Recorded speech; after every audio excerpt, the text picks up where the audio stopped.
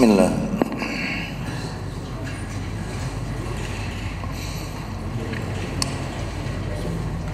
Assalamualaikum warahmatullahi wabarakatuh.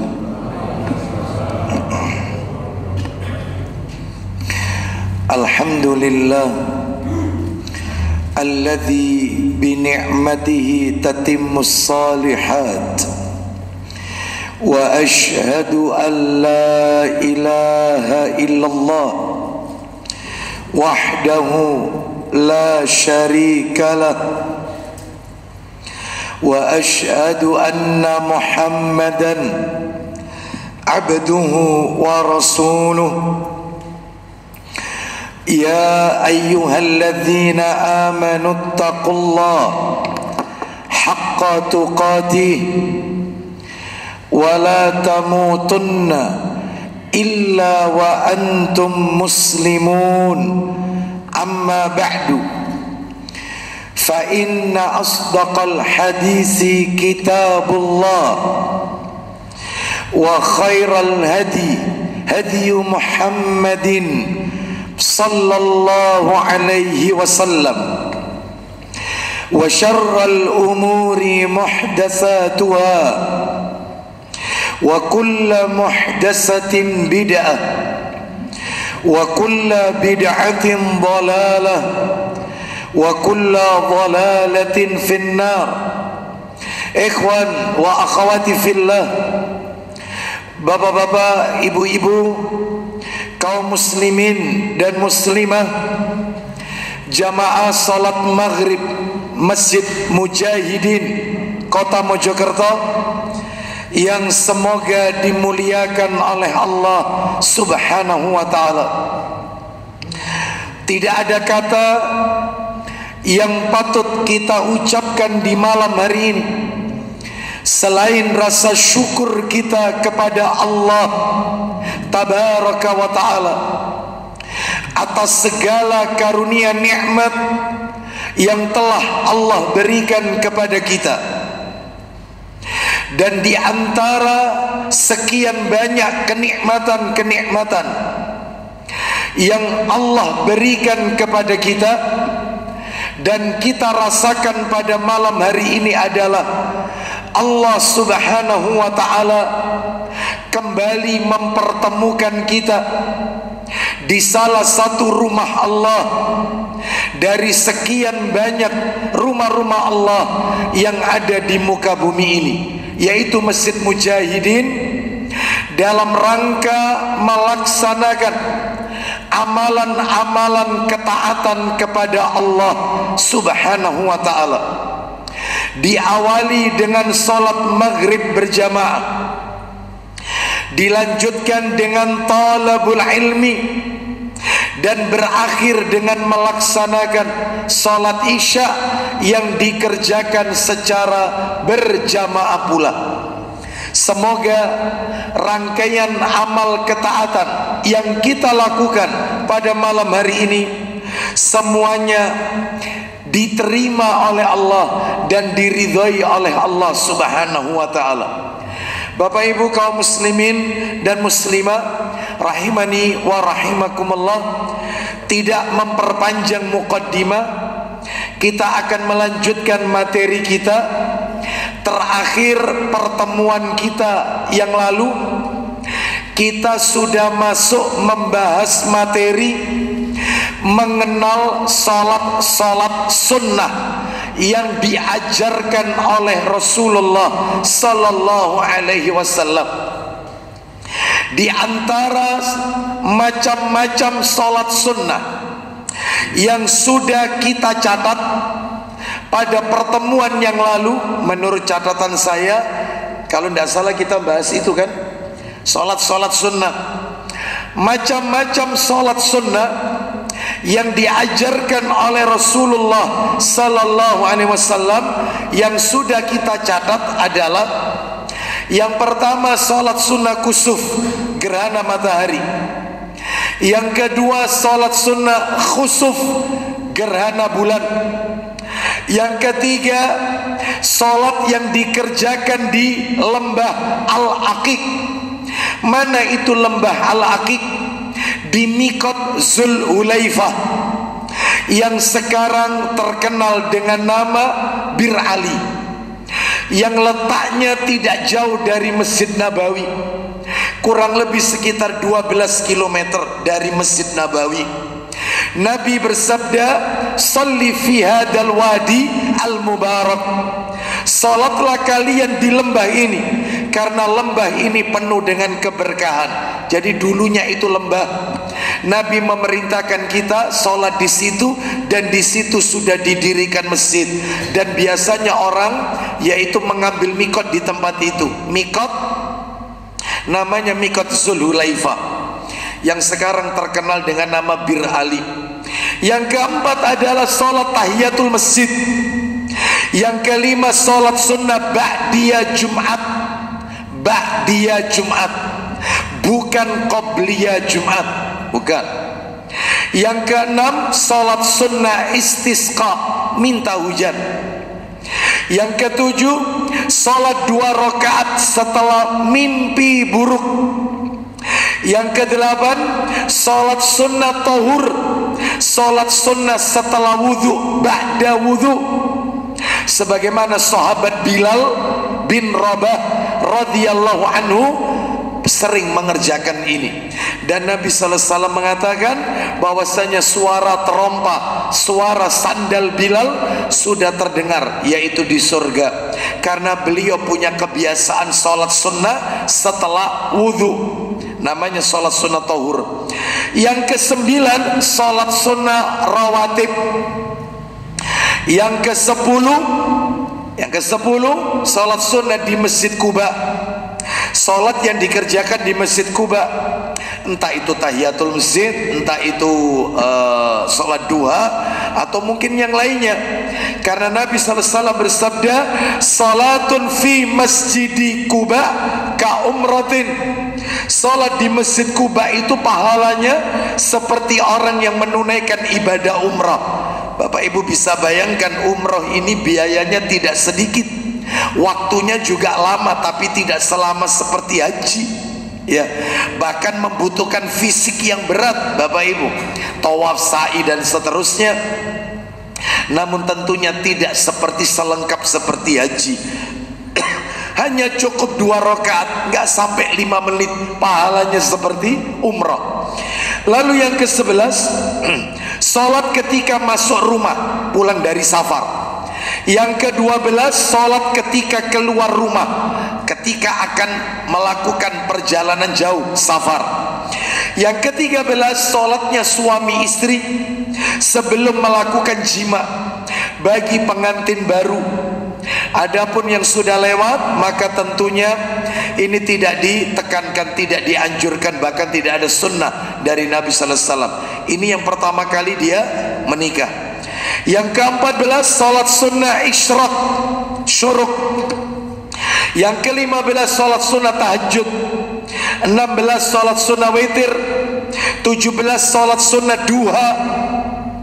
18 salat sunnah taubat.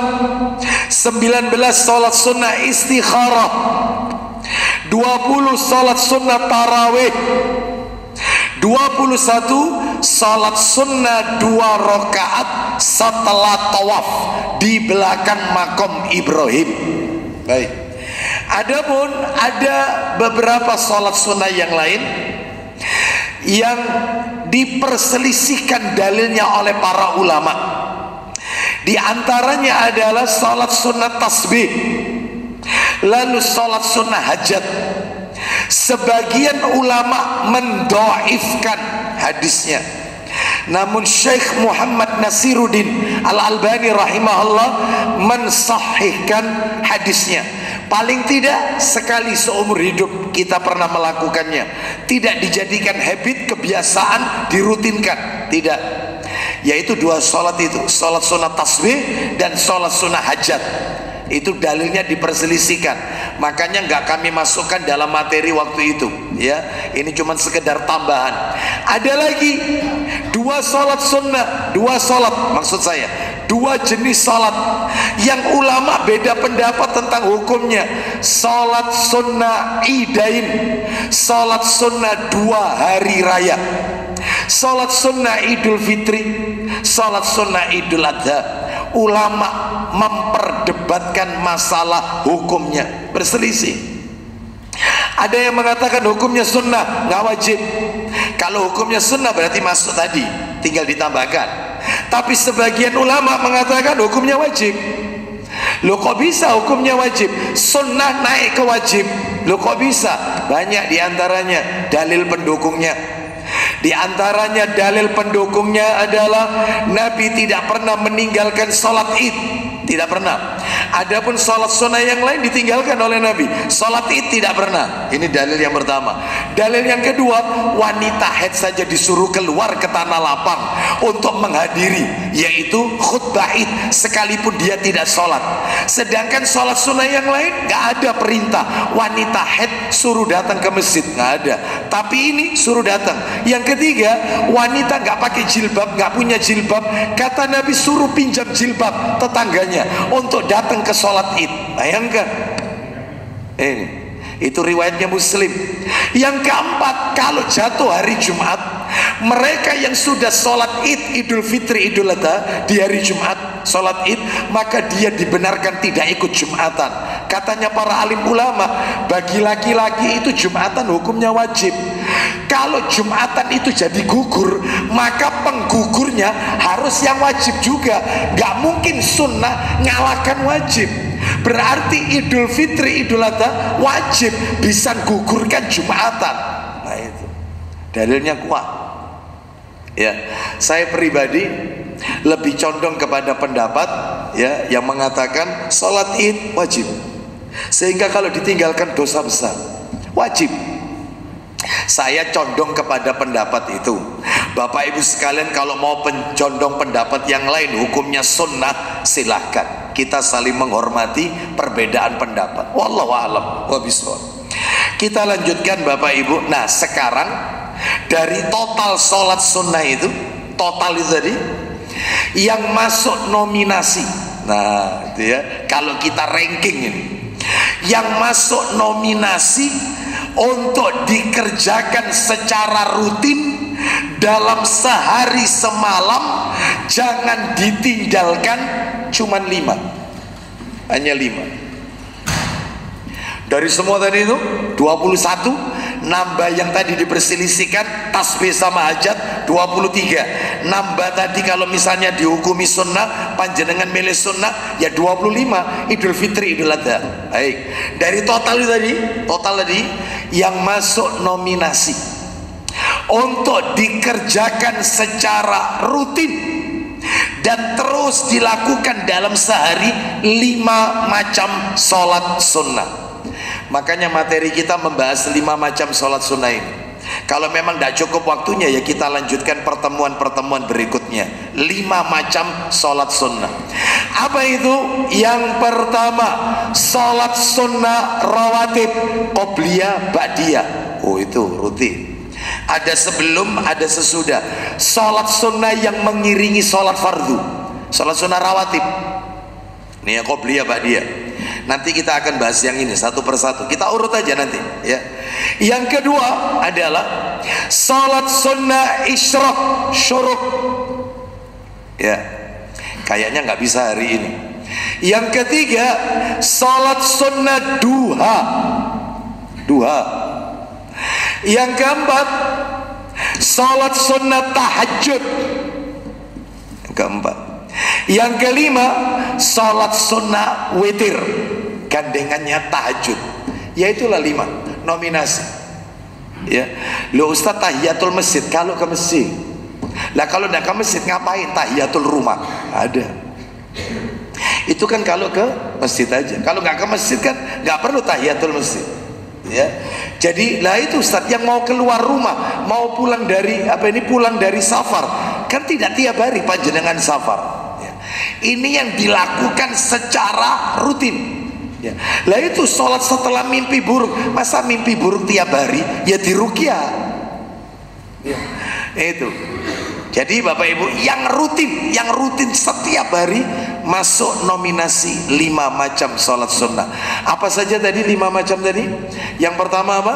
Rawatib. Sholat sunnah rawatib. Yang kedua sholat sunnah duha, suruk diurut suruk israq pagi dulu 15-20 menit setelah matahari terbit. Setelah itu urutannya sholat sunnah duha, malamnya urutannya tahajud, gandengannya tahajud witir. Inilah rawatib, sholat sunnah rawatib, israq, duha, tahajud, witir. Hari ini kita akan membahas sholat sunnah rawatib. Ini dulu yang kita bahas. Subuh, zuhur, asar, maghrib, isya, yang qobliyah ba'diyah. Baik, kita bahas Bapak Ibu sekalian sekarang supaya enak materinya, supaya enak belajarnya. Sholat sunnah rawatib ini kita bagi menjadi 3 bagian supaya enak ngajinya, urut. Yang pertama yang akan kita bahas adalah definisi sholat sunnah rawatib. Definisinya, definisi. Yang kedua, keutamaan sholat sunnah rawatib, keutamaannya. Apa keutamaannya? Yang ketiga, Bapak Ibu sekalian, yang ketiga adalah keutamaan, yang ketiga, materi ketiga maksud saya, jumlah rokaat sholat sunnah rawatib sehari semalam, subuh, zuhur, asar, maghrib, isya, yang qobliyah ba'diyah, sebelum sama sesudah, itu total sehari berapa rokaat. Nah, itu nanti kita akan bahas satu persatu dan ada perbedaan pendapat di dalamnya. Sekarang kita masuk yang pertama dulu. Apa tadi yang pertama? Bukan sholat sunnah, definisi. Definisi sholat sunnah rawatib. Yang kita bahas sholat sunnah rawatib kita bagi 3, definisi, keutamaan, sama jumlah rokaat. Ya. Apa definisinya? Kata para alim ulama, salah satunya yang dikatakan oleh Syekh Muhammad bin Saleh Al-Utsaimin rahimahullah dalam kitab Syarhul Mumti' ala Zadil Mustaqni di juz yang ketiga halaman 93, beliau berkata, sholat sunnah rawatib itu adalah sholat, nah ini penting, sholat yang dilakukan secara terus menerus, kontinu. Sholat yang dilakukan secara ajak, terus menerus, kontinu. Makanya tiap hari ini nggak boleh ditinggal, ini dibiasakan ya. Yang mendampingi sholat fardu, yang mendampingi sholat fardu, nah itu yang mendampingi sholat fardu. Baik, jadi ya entah qobliyah entah ba'diyah, pokoknya nempel sama sholat fardu. Kalau subuh itu qobliyah, kalau zuhur ada qobliyah, ada ba'diyah, dan seterusnya. Nanti kita bahas. Intinya yang mengiringi sholat fardu, itulah namanya sholat sunnah rawatib. Disingkat qobliyah ba'diyah. Nah itu kadang-kadang orang itu susah membedakan. Itulah yang sholat sunnah qobliyah ba'diyah. Loh lah ya sholat sunnah rawatib. Loh bukan, loh sama itu ya. Sama dengan ada orang bingung sholat sunnah fajar sama qobliyah subuh. Sama, tidak ada beda. Sholat sunnah fajar sama dengan sholat sunnah qobliyah subuh, sama ya. Jadi ini masalah istilah saja ya. Baik, kita lanjutkan ya, itu tadi definisinya. Sekarang kita lanjutkan yang nomor 2. Apa yang nomor 2 yang akan kita bahas dari sholat sunnah rawatib? Keutamaannya. Apa keutamaannya sholat sunnah rawatib? Bapak Ibu sekalian rahimani wa rahimakumullah, keutamaannya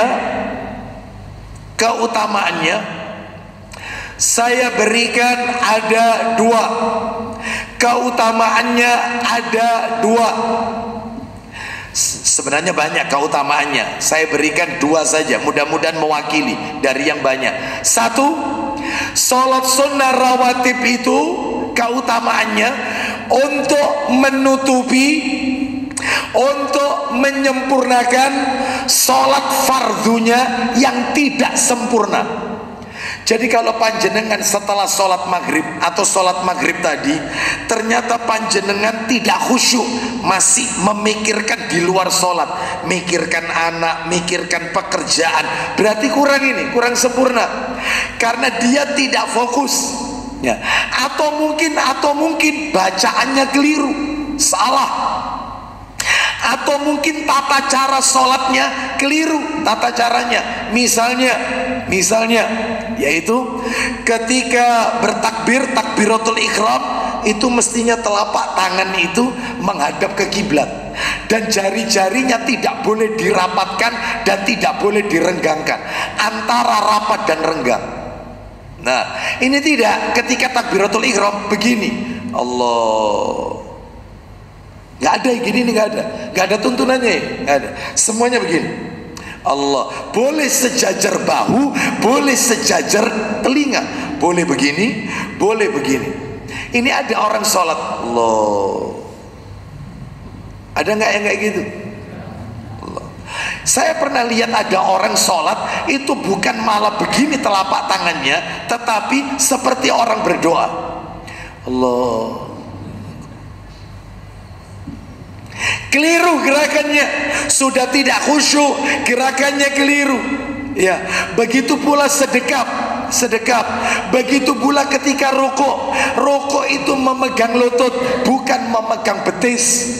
Ketika memegang rokok itu tuntunan dari Nabi, jari-jarinya direnggangkan, jari-jarinya tidak dirapatkan begini ketika megang lutut. Ini tidak diginikan, mestinya renggang, salah lagi. Ketika sujud siku diangkat, ini tidak ditempelkan, salah lagi. Lah terus siapa Ustaz? Ba'diyah maghrib ojo ditinggal. Kenapa? Untuk nutupi maghribnya yang cacat. Itu fungsinya. Karena kita tidak tahu sholat kita ini sudah sempurna ataukah tidak, maka fungsinya sholat sunnah, terutama sholat sunnah rawatib, menutupi fardunya yang tidak sempurna. Jadi jangan pernah ditinggalkan ini, jangan pernah. Mana dalilnya? Minta tolong Ibnu Majahnya dibuka, nomornya belakang, nomornya 1181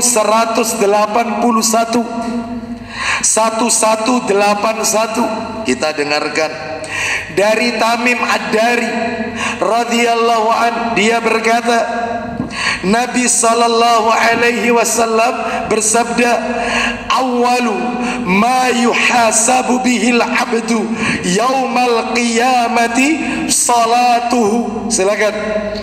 Dari Tamim Ad-Dari dari Nabi sallallahu alaihi wasallam, beliau bersabda, isinya, yang pertama kali dihisab dari seorang hamba di hari kiamat adalah solatnya yang akan diaudit oleh Allah. Terus fa'in akmalah kutibat lahu nafilatan. Silakan. Jika dia menyempurnakannya, apabila fardunya sempurna, subuhnya, zuhur, asar, maghrib, isya sempurna, masya Allah, maka akan ditulis baginya yang sunnah. Otomatis yang sunnah ikut, otomatis kecatat semua. Tapi kalau tidak sempurna, lanjut.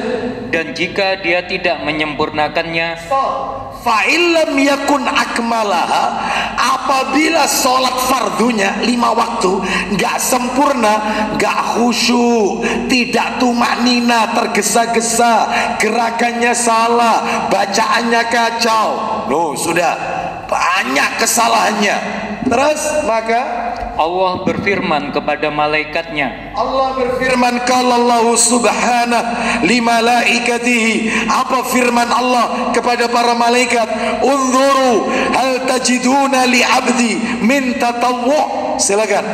Lihatlah, apakah kalian menemukan pada hambaku dari sholat sunnahnya? Coba kalian cek, hambaku ini punya sholat sunnah atau tidak. Makanya jangan diremehkan.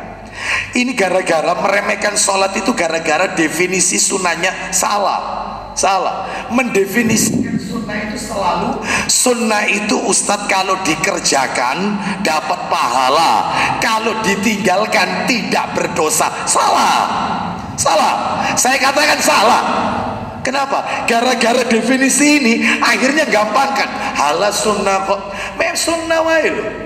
Itu lah yang benar gimana? Yang benar itu sunnah itu artinya kalau dikerjakan dapat pahala, kalau ditinggalkan rugi besar. Contoh 2 rakaat sebelum subuh, 2 rakaat sebelum subuh. Kata Nabi, rakaatan, ya, yaitu 2 rakaat sebelum subuh, pahalanya lebih baik khairum minad dunya wa ma fiha, lebih baik dunia dan seluruh isinya. Bapak Ibu tahu isinya dunia? Isinya dunia, Ka'bah dunia, Masjidil Haram dunia, Masjid Nabawi ada di dunia, Raudhah ada di dunia, Masjidil Aqsa Palestina ada di dunia. Itu 2 rakaat sebelum subuh ngalahkan semua itu. Ayo saya mau tanya, kalau ditinggalkan apakah tidak mengapa? Pasti jawabannya rugi. Ya itu yang benar. Makanya tolong mindsetnya harus dirubah. Jangan dikit-dikit dilakoni dapat gak dilakoni gak. Jangan. Harus dirubah. Rugi besar sehingga terus termotivasi mengerjakan amalan-amalan sunnah. Ya, nah ini kita lanjutkan. Terus lanjut, Allah berkata kepada malaikat, apakah hambaku ini punya sholat sunnah? Lanjut, teruskan. Maka sempurnakanlah dengan sholat sunnah tersebut dari sholat wajibnya yang hilang. Sempurnakan dari sholat fardunya yang cacat, yang hilang. Maksudnya yang hilang mungkin masa mudanya dulu nggak pernah sholat, baru-baru ini aja ikut taklim, sadar betapa pentingnya sholat. Masa mudanya dugem, masa mudanya maksiat, sekarang taubat. Tiap orang punya masa lalu, Bapak Ibu sekalian. Maka jangan pernah melihat orang dari masa lalunya, jangan. Karena setiap kita ini punya aib, gak ada yang sempurna. Maka untuk nutupi, ngejar, ya Allah Ustaz, saya dulu ini Ustaz, ya Allah maksiat Ustaz, waktu saya ini habis, gak sholat, sudah hilang semua ibadah saya. Alhamdulillah sekarang Allah ngasih saya hidayah. Terus ya apa, saya dulu bertahun-tahun gak sholat, bertahun-tahun gak pernah ke masjid, sampai umi saya sampai mati, saya itu tetap gak sholat. Baru-baru ini Ustaz saya dapat hidayah. Ada orang bilang gitu sama saya. Ya apa Ustaz untuk nutupi? Sholat sunnah, qobliyah, ba'diyah, duha, tahajud, witir, untuk nutupi fardumu yang kehilangan. Jangan diremehkan sholat sunnah ini, jangan remeh. Bapak Ibu tahu sayang kitabnya tidak ada.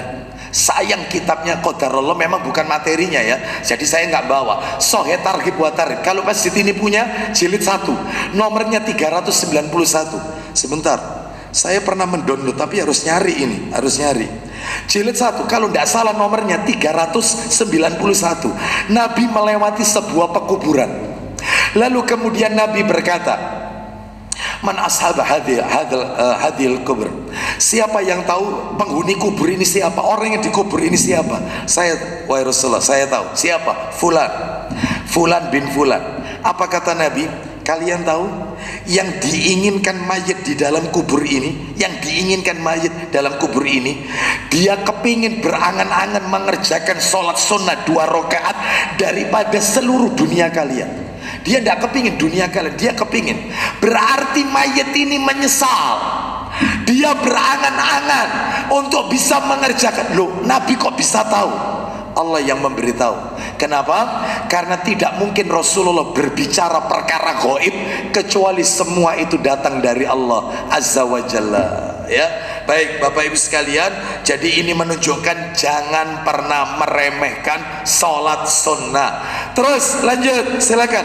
Lalu ibadah yang kemudian amalan-amalan yang lain juga akan dihisab seperti itu. Amalan yang lain juga begitu, Pak. Contohnya Ramadan kan wajib ya, puasa Ramadan. Rukun Islam kan, rukun Islam nomor 4, puasa Ramadan.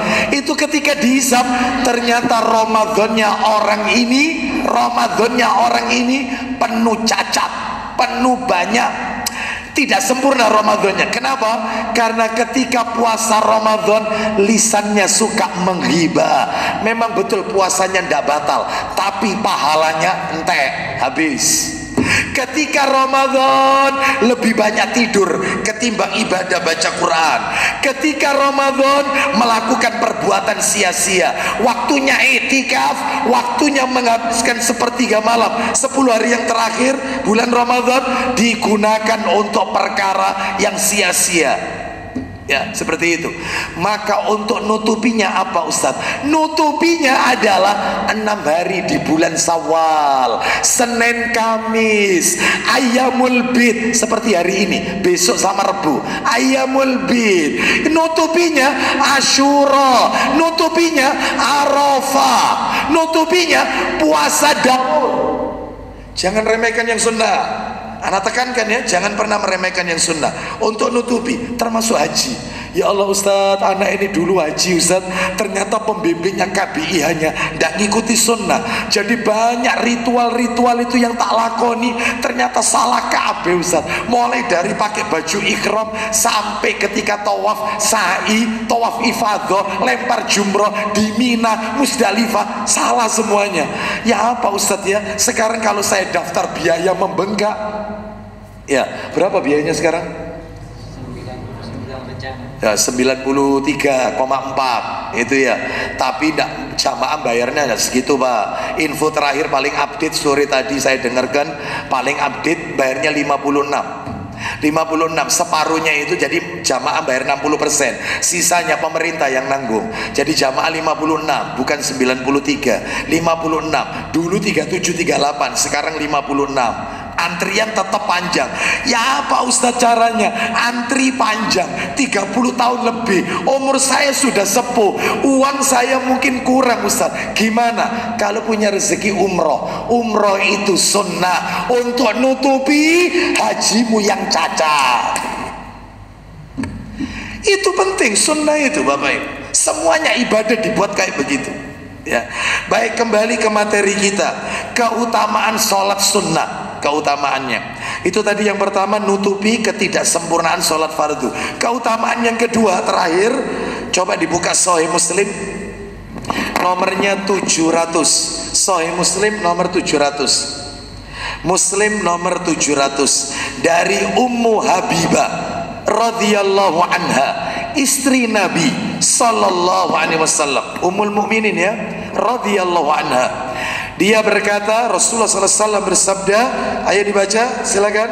Dari Ummu Habibah radhiyallahu anha katanya, dia mendengar Rasulullah sallallahu alaihi wasallam bersabda, man shalla snatai asyrata raka'atan fi yaumin wa lailatin bunya lahu bihinna baitun fil jannah. Silakan. siapa yang mengerjakan sholat sunnah rawatib 12 rakaat sehari, siapa yang mengerjakan sholat sunnah rawatib 12 rakaat sehari semalam, dibuatkan Allah baginya rumah di surga.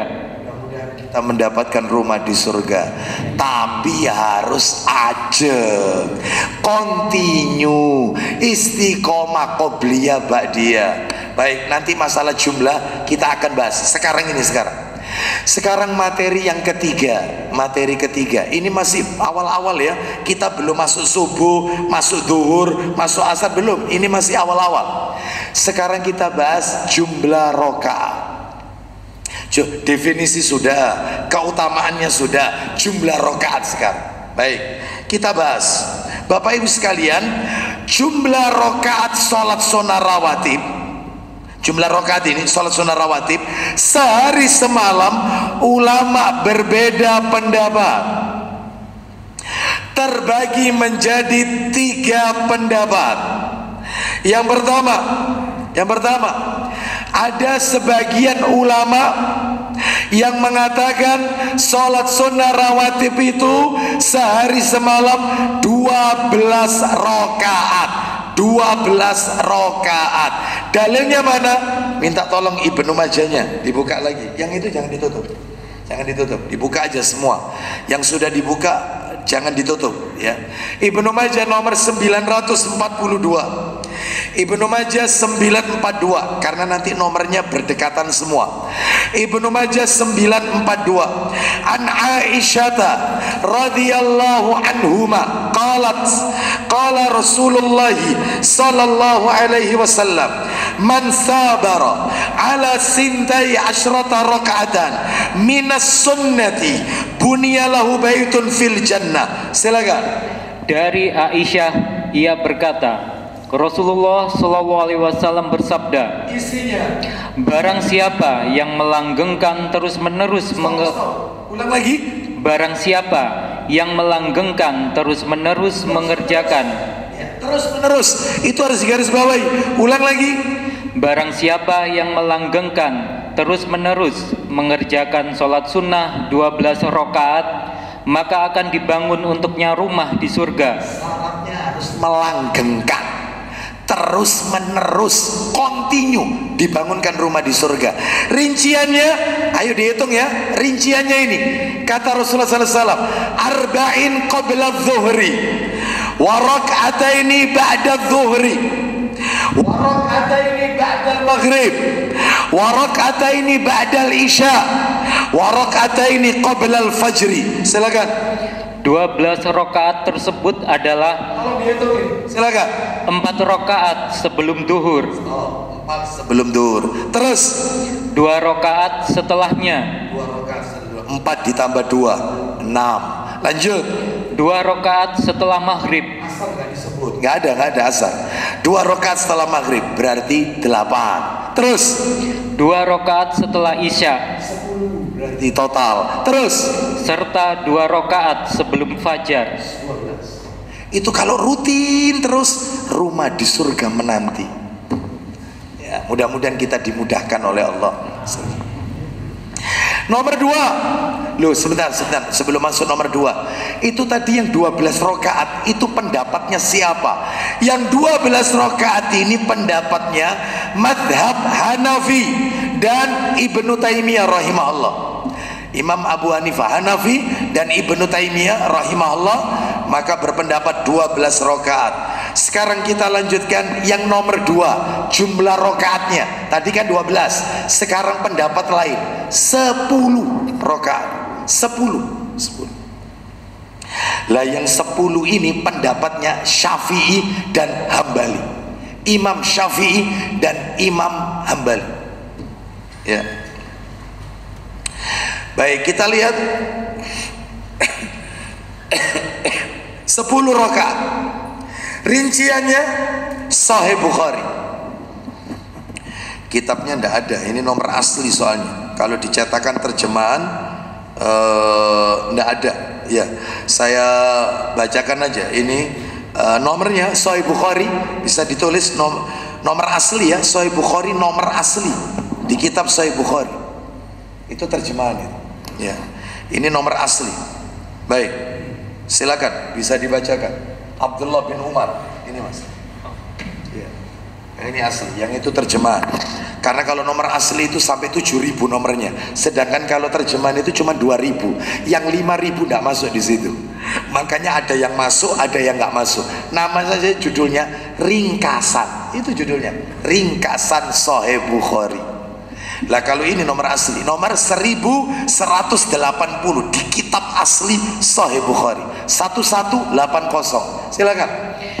Telah menceritakan kepada kami Sulaiman bin Harb, Abdullah bin Umar, cari nama orang terakhir biar tidak lama-lama. Dari Abdullah bin Umar radhiyallahu an berkata, aku menghafal sesuatu dari Nabi SAW berupa sholat sunnah 10 rakaat, yaitu 2 rakaat. Sholat sunnah 10 rakaat. Pelan-pelan ya. Kita lihat apa saja itu rinciannya. 2 rakaat sebelum sholat zuhur. Terus 2 rakaat sesudahnya. Terus 2 rakaat sesudah sholat maghrib di rumah beliau. Dari tadi asar nggak disebut. Asar nggak disebut dari tadi. Sesudah maghrib 2 berarti total 6. Lanjut. 2 rakaat sesudah sholat isya di rumah beliau. Terus dan 2 rakaat sebelum sholat subuh. 2 rakaat sebelum subuh berarti totalnya 10 rakaat. Yang pakai pendapat ini Imam Syafi'i dan Hambali. Sekarang kita masuk yang nomor 3. Wah, ini mulai. Yang nomor 3. Yang nomor 3 jumlah rakaat yang nomor 3. Nomor 1 berapa rakaat tadi? 12. Yang nomor 2 berapa? 10. Yang nomor 3 18. 18 rakaat. Dalilnya di mana? Terus siapa yang pakai pendapat ini? Yang pakai pendapat ini yang 18 ini adalah pendapatnya Imam Asy-Syairazi yang disetujui oleh Imam An-Nawawi rahimahullah, penulis kitab Riyadhus Shalihin.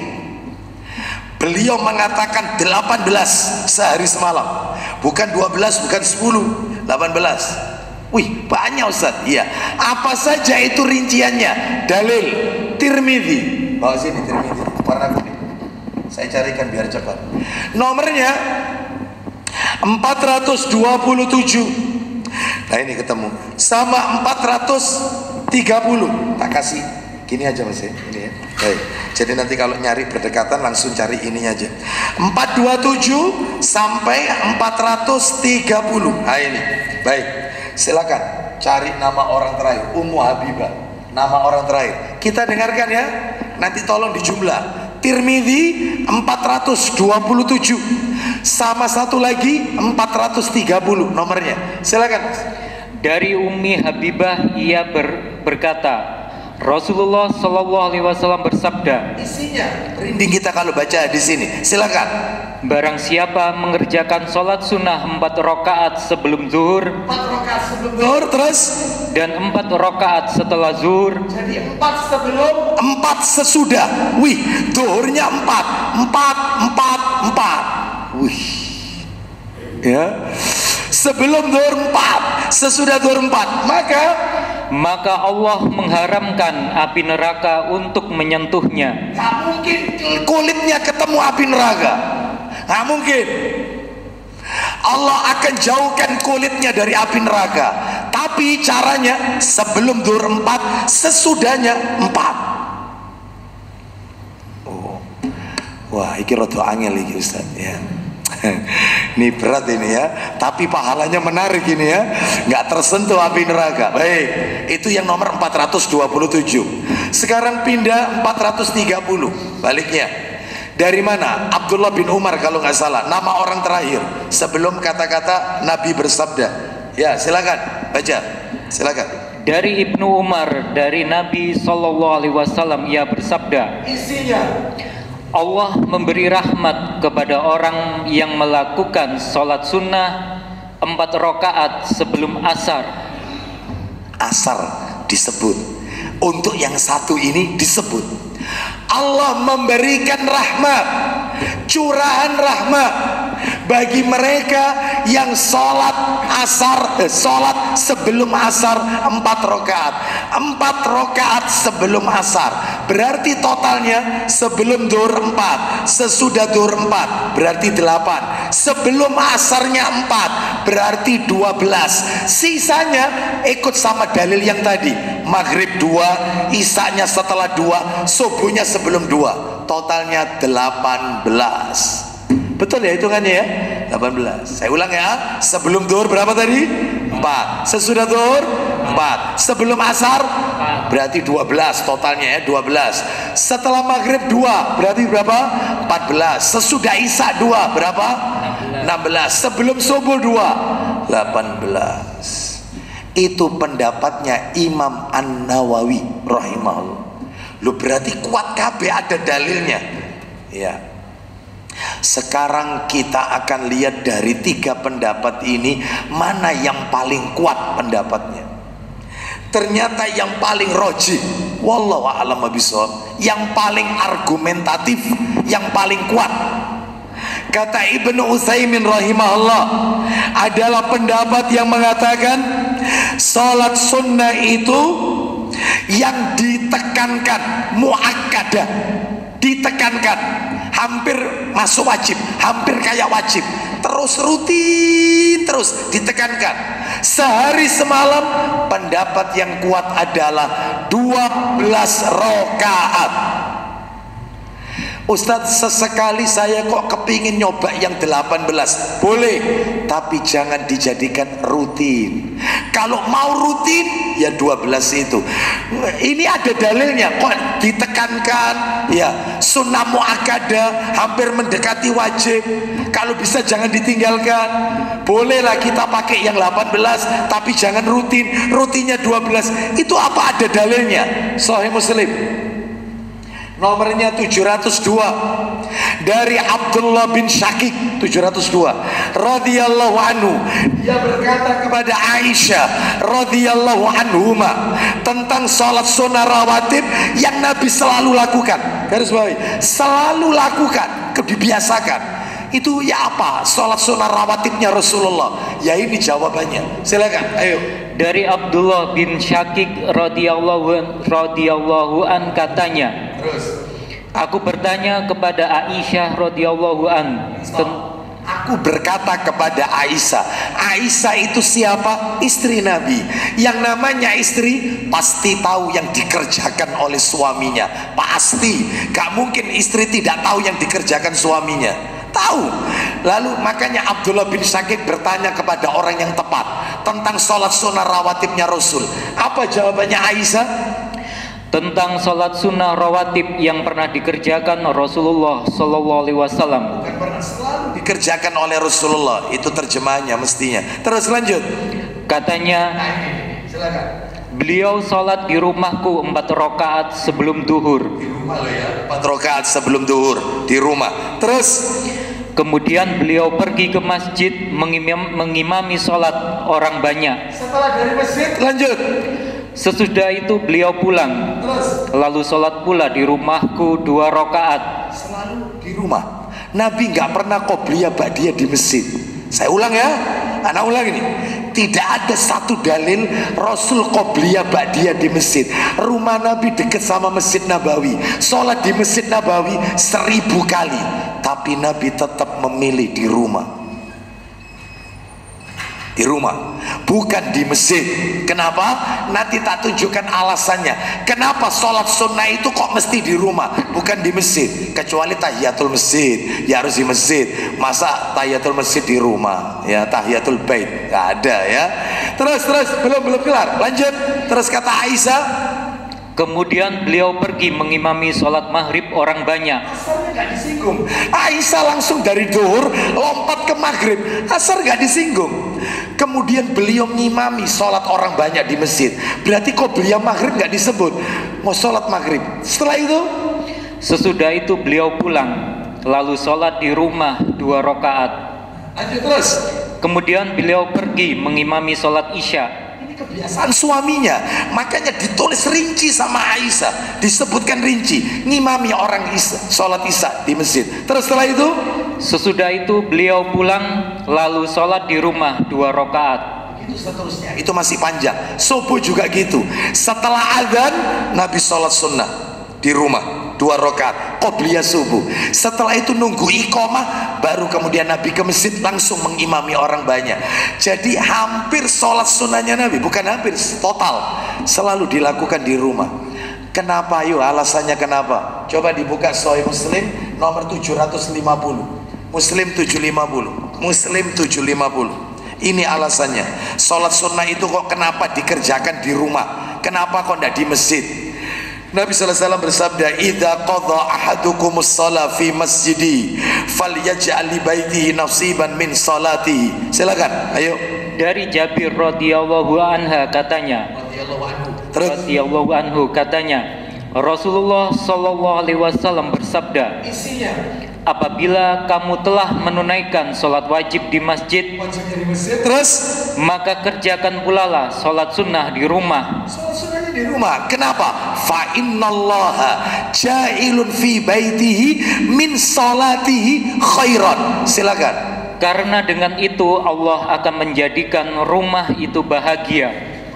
penuh dengan kebahagiaan. Jadi jangan dihabiskan semua di masjid, kecuali Bapak Ibu, kecuali rumahnya jauh dari masjid. Baik, karena waktu Isya sudah masuk, saya tambahkan sedikit sebelum kita dengarkan kumandang adzan Isya. Saya tambahkan, mungkin barangkali Bapak Ibu dalam hati bertanya, ada batasnya tak Ustadz qobliyah sama ba'diyah itu? Batasnya ada nggak? Batas waktunya ada.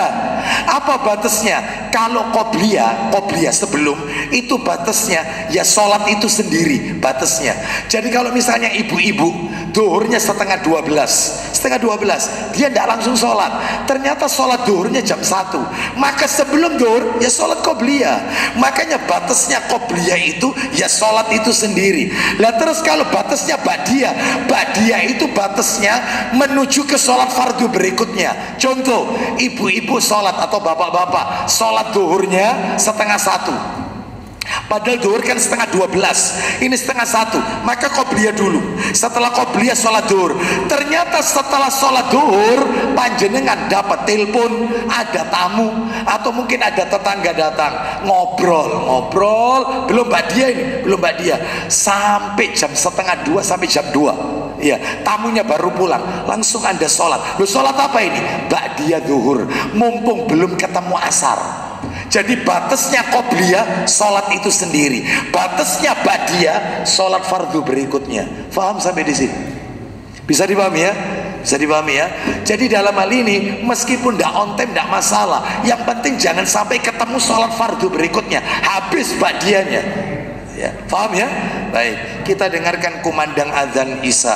Semoga menjadi tambahan ilmu yang bermanfaat. Wassallallahu ala nabiyyina wa ala alihi washabihi wasallam. Tafadhal.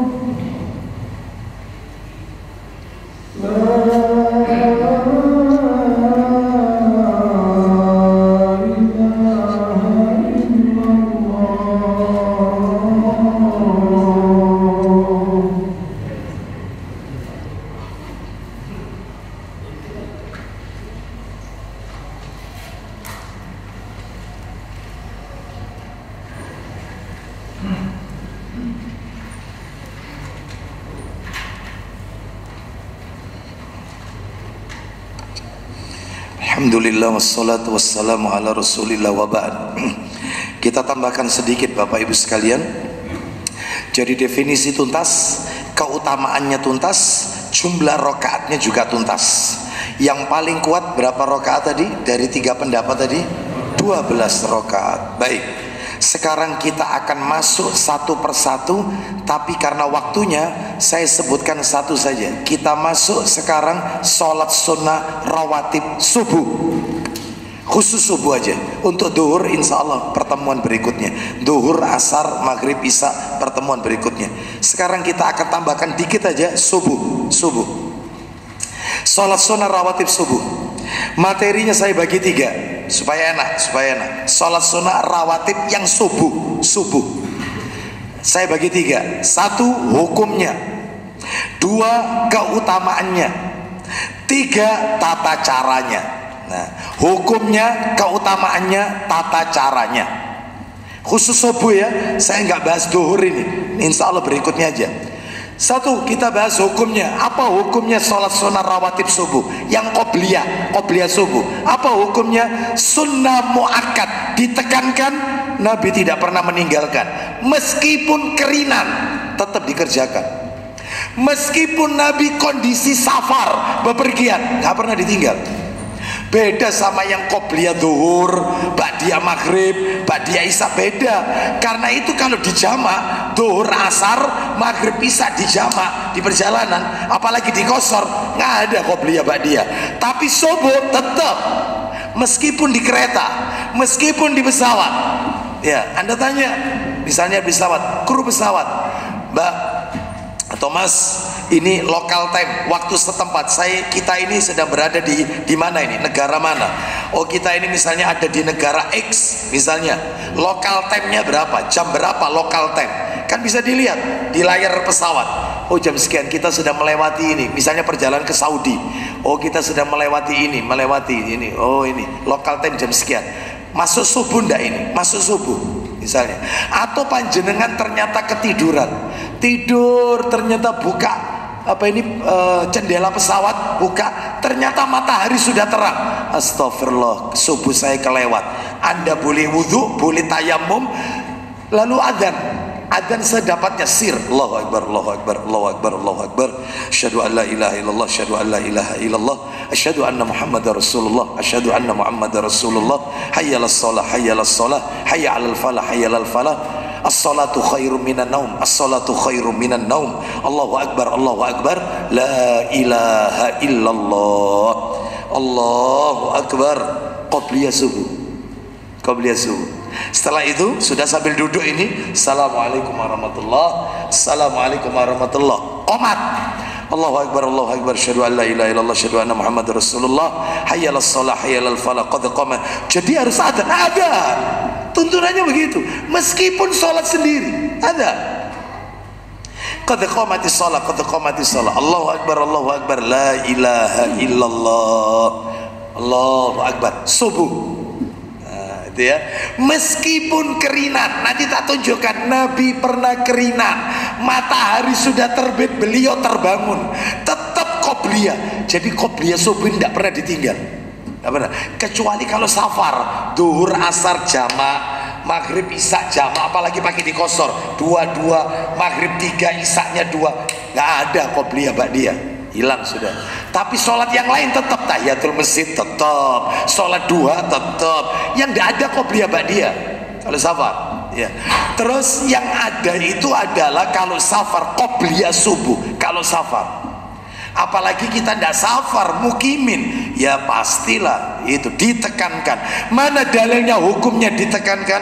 Buka Sahih Muslim 695. Cepat dikit nyarinya.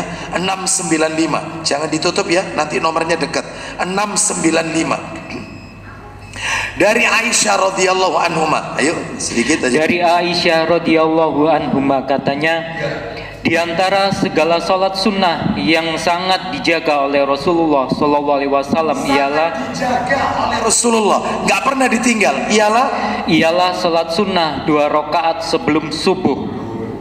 Ya, stop sampai di situ. Sekarang keutamaannya. Apa keutamaannya salat sunnah qobliyah subuh? Coba nomor 696 Sahih Muslim, satu nomor setelahnya 696 dari Aisyah radhiyallahu anhuma. Silakan.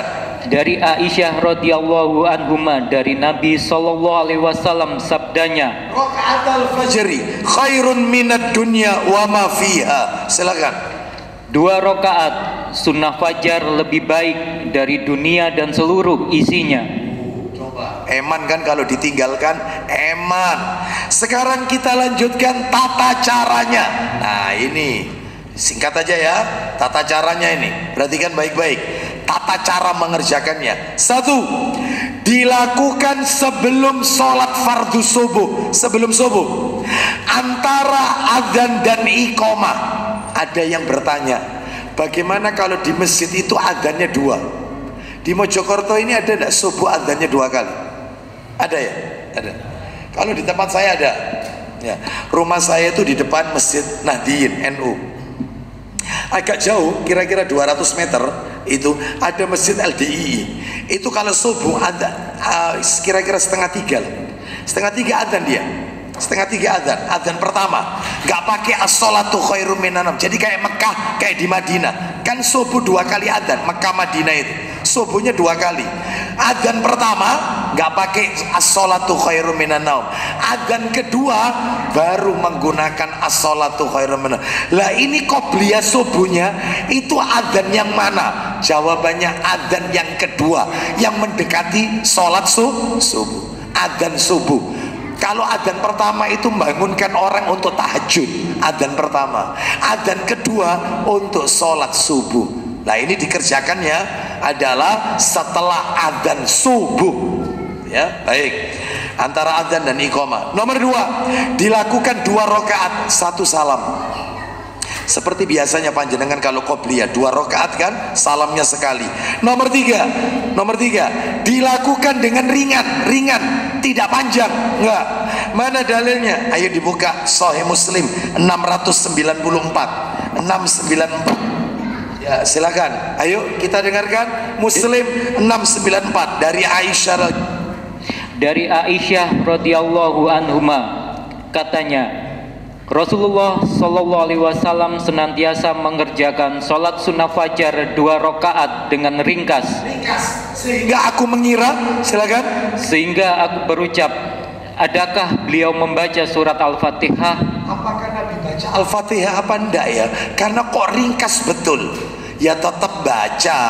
Hanya saja Nabi itu punya kebiasaan kalau sholat sunnah, terutama tahajud, panjang. Wong rakaat pertama Nabi kalau tahajud setelah Al-Fatihah 1 rakaat loh ini, Al-Baqarah, An-Nisa, Ali Imran. Wih, sanggup. Sampai bengkak pecah-pecah kakinya Nabi, lamanya berdiri. Al-Baqarah 286 ayat, An-Nisa 176, Ali Imran 200 ayat. Itu kalau ditotal kurang lebih sekitar 650 ayat. Itu 1 rakaat. Loh Ustadz, Nabi kok bacanya kebalik Ustadz? Mestinya kan Al-Baqarah, Ali Imran, An-Nisa. Lah kok ini Al-Baqarah, An-Nisa, Ali Imran? Kok dilompati? Kok kualik? Ya, jawabannya kata para ulama, Nabi hendak ngajarkan kita kalau sholat sunnah suratnya boleh ndak urut. Boleh. Rakaat pertama Qul huwallahu ahad. Rakaat kedua malah mundur, Inna atoinakal kausar. Nggak apa-apa. Tapi kalau sholat fardu urut, urut, fardhu ya, urut. Rakaat pertama misalnya dia membaca qul ya ayyuhal kafirun, maka rakaat keduanya surat setelah qul ya ayyuhal kafirun. Jangan mundur li ila fi Quraisy atau mundur alam taro kaifa fa'ala rabbuka bi ashabil fil. Jangan mundur, setelahnya itu fardhu. Tapi kalau surat sunnah boleh pecah-pecah. Ya, rakaat pertama bismillahirrahmanirrahim. Misalnya surat idza zulzilatil ardu zilzalaha. Rakaat kedua innalil muttaqina mafaza hadaiqa wa a'naba. Mundur anaba enggak apa-apa, sunnah. Sholat sunnah. Kalau sholat fardu setelah bacaan naba, maka rokaat berikutnya banyak pilihannya. Boleh an-naziat, boleh abasa, boleh al-fajr, boleh langsung ina atau ina. Favorit, nggak apa-apa. Favorit, nggak apa-apa. Setelahnya kalau fardu itu setelahnya. Tapi kalau sholat boleh. Baik, kembali ke materi kita ya. Jadi katanya Aisyah, baca Fatihah apa enggak ya? Saking ringkasnya sholat Nabi itu. Jadi nggak boleh panjang-panjang ini qobliyah subuh. Terus yang nomor 4, surat yang dibaca apa? Surat yang dibaca rakaat pertama Al-Kafirun, rakaat kedua Al-Ikhlas, Qul huwallahu ahad. Dalilnya mana? Sahih Muslim 697. Ayo baca. Muslim 697. Silakan. Dari Abu Hurairah radhiyallahu an katanya, biasanya dalam 2 rakaat sunnah fajar, pada rakaat pertama Rasulullah sallallahu alaihi wasallam membaca Qul ya ayyuhal kafirun. Rakaat kedua, dan pada rakaat kedua Qul huwallahu ahad. Makanya singkat, ringkas. Terus berikutnya tinggal 2 lagi. Yang berikutnya adalah nomor 5. Nomor 5 disunahkan setelah sholat sunnah rawatib. Jadi panjenengan habis sholat sunnah kan di rumah, bukan di masjid, di rumah. Kecuali kalau rumahnya jauh, khawatir tertinggal, nggak apa-apa di masjid. Ini misalnya rumahnya dekat. Setelah panjenengan qobliyah, maka itu sunnahnya berbaring. Loh, berbaring? Iya, berbaring. Itu Nabi selalu begitu. Nabi lihat kondisi istrinya. Kalau Aisyah bangun, diajak ngobrol. Istrinya ngobrol. Tapi kalau lihat istrinya masih tidur, maka Nabi berbaring, nunggu qomat. Begitu qomat langsung ke masjid. Bukan tertidur loh ya. Hanya apa ya istilahnya? Bahasa leye-leye. Sepanjang leye-leye. Ternyata itu juga bahasa Mojokerto juga ya. Leye-leye, klesetan. Enak itu ya, laya-laya tapi nggak tidur, nunggu qomat. Itu kebiasaannya Nabi, sunnah itu. Kalau lihat istrinya bangun, diajak ngobrol. Ya apa menihari-hari sekolah, ya apa anu ini, ya apa, ngobrol. Ya, istri saya itu kalau pagi gak iso dijak ngobrol, Ustaz, gak bisa. Sininya itu sudah keluar putih-putihnya, ya, rambutnya sudah segini, Ustaz. Ya, enggak lah masa kayak gitu, enggak ya, enggak. Jadi maka Bapak Ibu sekalian disunahkan seperti itu. Mana dalilnya? Minta tolong Abu Dawudnya yang coklat itu. Ayo, nomornya tinggal 1 lagi kita akhiri. 1263 1263. Ayo cepat dikit, jam 7 lewat. 1263. Silakan baca. Dari Aisyah radhiyallahu anhuma dia berkata, apabila Nabi sallallahu alaihi wasallam mengerjakan salat 2 rakaat fajar, salat subuh 2 rakaat, terus jika aku masih tidur, kalau aku masih tidur katanya Aisyah, maka beliau berbaring. Terus, dan jika aku telah bangun, maka beliau pun bercakap-cakap denganku. Bercakap-cakap. Setelah itu Nabi pergi ke masjid, menunaikan, mengimami orang banyak. Itu yang dilakukan dalam rumah tangga Nabi.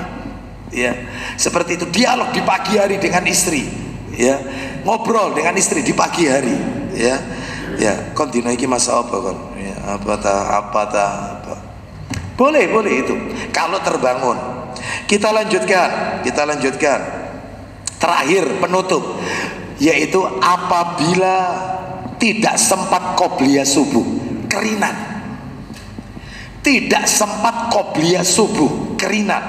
Maka caranya ada dua. Perhatikan ini, caranya. Satu, yang pertama ini, misalnya nih, misal panjenengan masuk masjid sudah qomat, Allahu Akbar, asyhadu an la ilaha illallah, sampai terakhir qad qamatis shalah, sampai la ilaha illallah. Ya Allah, emang enggak bisa qobliyah, gimana? Ikut imam dulu, ikut imam sholat subuh sampai imam selesai, assalamualaikum warahmatullah, assalamualaikum warahmatullah, zikir dulu. Setelah itu Anda sholat, berdiri sholat, niatnya mengqadha qobliyah subuh. Insya Allah jadi dilihati orang banyak, insya Allah.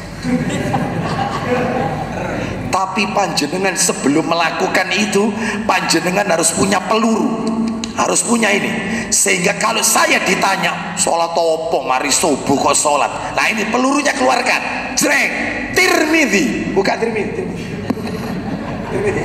harus punya takmir, harus punya kitabnya, Tirmidzi, keluarkan, seret, 422 nomornya, keluar dalil, kilo, bocor. Ojo nyalak wong. Nah itu. Tapi tidak boleh tiap hari gini, nggak boleh. Nggak boleh, itu namanya mengkondisikan. Ini karena terkondisikan Bapak Ibu ya.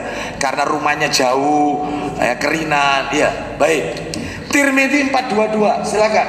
Ayo dari dari Muhammad bin Ibrahim, ya, dari kakeknya Qais. Dari Muhammad bin Ibrahim, dari kakeknya Qais, ia berkata, Rasulullah Shallallahu Alaihi Wasallam keluar, lalu dikumandangkanlah iqamah untuk sholat. Maka aku sholat subuh bersama beliau. Aku sholat subuh sama Nabi. Lanjut. Kemudian Nabi Shallallahu Alaihi Wasallam berlalu dan Nabi beranjak dari sholatnya. Dan ternyata aku berdiri sholat. Lanjut. Dan Nabi melihatku baru mengerjakan sholat. Nah, sholat lagi nih. Padahal tadi ikut Nabi, sudah salam sholat lagi dia. Lanjut. Maka Nabi bersabda, tunggu Qais. Terus. Tunggu hai Qais, ya. Apakah kamu melaksanakan dua sholat fardu dan sunnah secara bersamaan? Lanjut. Apa kata Qais? Aku menjawab, ya. Wahai Rasulullah, sesungguhnya aku belum mengerjakan sholat sunnah 2 rakaat sebelum subuh. Aku tadi tidak sempat qobliyah subuh, makanya sekarang ini tak kerjakan setelah sholat subuh. Lanjut. Lalu Nabi SAW bersabda, apa kata Nabi? Jika begitu, maka tidak apa-apa kalau kamu mengerjakannya. Boleh. Oh, dulu di zaman Nabi gak ada dirasani, itu gak ada itu. Ya, enak aja gitu ya. Tapi orang sekarang, yo, sholat apa Mariano iki, pokoknya kelebon jenggot-jenggot iki aneh-aneh. Semenjak jenggot mlebu iku aneh-aneh wis pokoknya. Ya, padahal ada dalilnya. Cuman dia ndak taklim. Terus cara kedua kalau kerinan, nunggu matahari terbit. Jadi jangan sholat dulu. Begitu matahari terbit ini ya, sudah terbit, jangan pas terbit. Kira-kira beberapa saat setelah terbit, ya kan ada jamnya itu, suruknya jam berapa gitu ya. Maka lakukan sholat sunnah 2 rakaat. Niatnya apa Ustadz? Mengqadha qobliyah subuh. Dalilnya di mana? Ini yang tadi saya ceritakan, Rasul ketiduran kerinan, matahari sudah terbit. Wih. Dan ini ketika di perjalanan Rasul waktu itu, semua bahkan yang bangunkan sahabat itu Rasulullah. Pada Nabi pesan, tolong bangunkan kami ya, tolong bangunkan kami. Jangan sampai ada yang tertidur. Waktu subuh sudah dekat, tolong bangunkan. Ternyata mereka ketiduran. Rasul yang bangun malah bangunin mereka. Ya, akhirnya salat subuh. Jadi qobliyah subuh dulu. Silakan dibuka Tirmidzi 423. Nomornya dekat. Tadi kan 422. Ini 423. Ayo dibaca. 423. Nama orang terakhir. Gimana itu? Silakan. 423. Ketemu? 423. Saya carikan. Ada? Oh ini. Ya, silakan. Nama orang terakhir. Uqbah bin Mukram al-Ammi al-Busri menceritakan kepada kami. Amr bin Asim memberitahukan kepada kami. Hammam memberitahukan kepada nama orang terakhir. Dari Nadir bin Anas, dari Basir bin Nahik, dari Abu Hurairah, ia berkata, Rasulullah sallallahu alaihi wasallam bersabda, barang siapa belum mengerjakan sholat sunnah 2 rakaat sebelum subuh, maka sholatlah sesudah matahari terbit.